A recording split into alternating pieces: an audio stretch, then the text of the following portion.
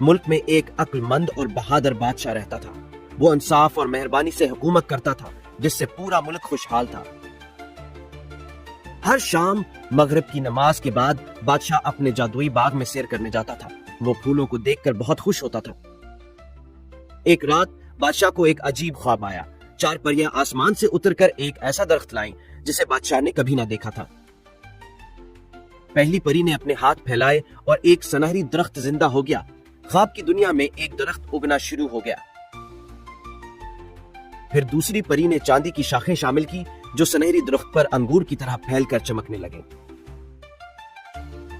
تیسری پری نے درخت پر ہیروں کے پتوں کو شامل کیا جس سے درخت کے سارے پتے ہزاروں ستاروں کی طرح چمکنے لگے۔